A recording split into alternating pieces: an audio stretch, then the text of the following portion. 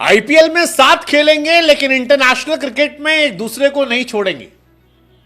Perth test match में यही कहानी दिखाई पड़ी गुरु, क्योंकि हर्षित राणा और मिचेल स्टार्क केकेआर के दो लड़के आईपीएल में जलवा जलाल किए थे, लेकिन इंटरनेशनल क्रिकेट में एक दूसरे को दिखाई पड़ा। एक जबरदस्त बैंटर का मूवमेंट आया, हालांकि फनी मूवमेंट था। फनी क्या था, एक्चुअली सीरियस था, लेकिन फनी वे में इसलिए लिया क्योंकि एक दूसरे की टीम से थे।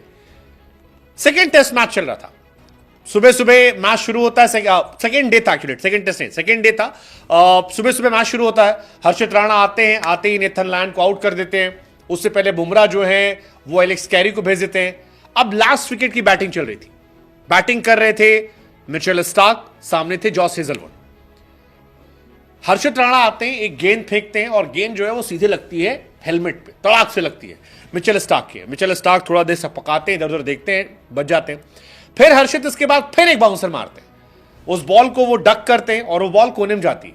लेकिन जैसे ही ये बॉल जाती है, मिचेल स्टार्क के अंदर का वो जो डेविल पना था वो निकल आता है और स्टार्क कहते हैं, Harshit I bowl faster than you and I got a long memory. अब गुरु, अंग्रेजी में जो ये कहा गया इसका भाव ये था कि हर्षित बेटा, मैं तुमसे तेज गेंदबाजी करता हूं और मेरी याददाश्त जो है वो भी बहुत तेज है, बहुत देर तक याद रहता है मुझे। आसान शब्दों में हर्षित राणा को मिचेल स्टार्क मुस्कुराहट के साथ, क्यों मुस्कुराहट इसलिए भैया क्योंकि हर्षित राणा और मिचेल स्टार्क एक ही टीम में खेलते हैं केकेआर में।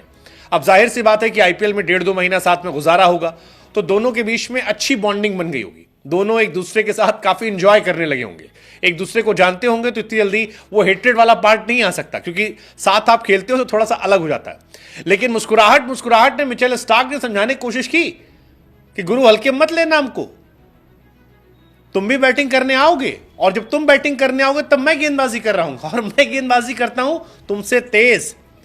यानी पर्थ के बाउंसी ट्रैक पर जो तुम मेरे मुंह पे बाउंसर मार रहे हो, ये मैं भी मार सकता हूं और तुमसे तेज मार सकता हूं।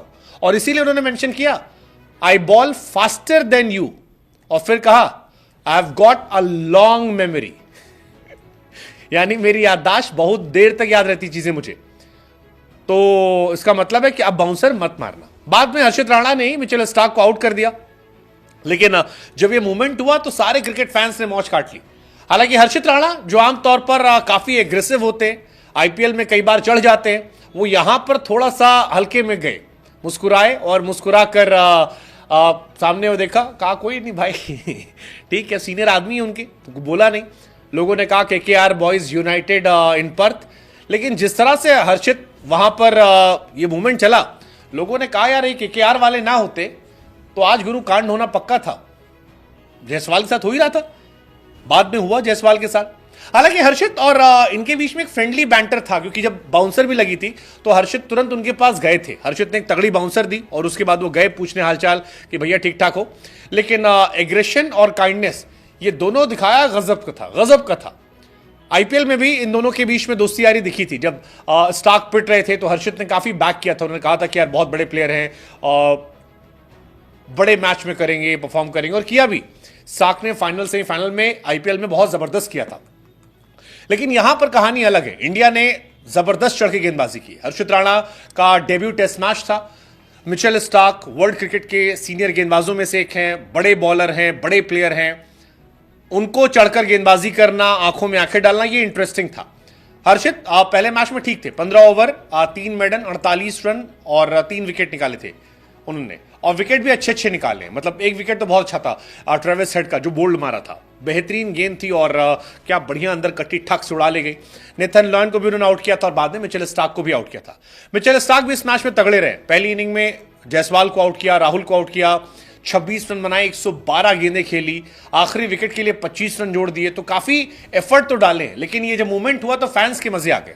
लोगों ने कहा कि भाई ये मजा आ रहा है, यही इसीलिए तो टेस्ट मैच हम देखते हैं। ये वाला मजा T20 में नहीं मिलता।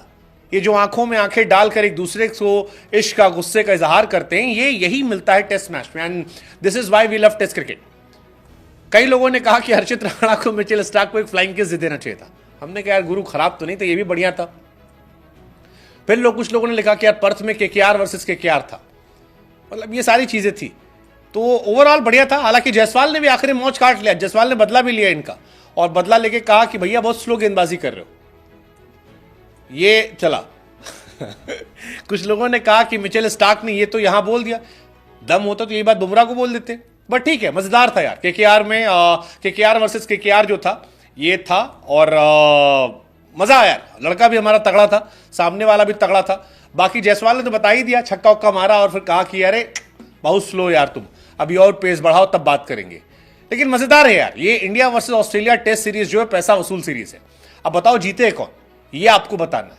हमको तो लग रहा है यार अभी इंडिया के चांसेस ज्यादा हो रहे हैं फर्स्ट टेस्ट मैच में। लेट्स जस्ट होप कि सेकेंड डे इंडिया अच्छा करे और 250 रन और ऐड कर दे, और उसके बाद 2 दिन दे ऑस्ट्रेलिया को कि जाओ खेलो अच्छे से, हारो और हम जीतें और पहला टेस्ट मैच हमारे नाम हो। क्या ये होगा? लेट्स सी, देखते हैं।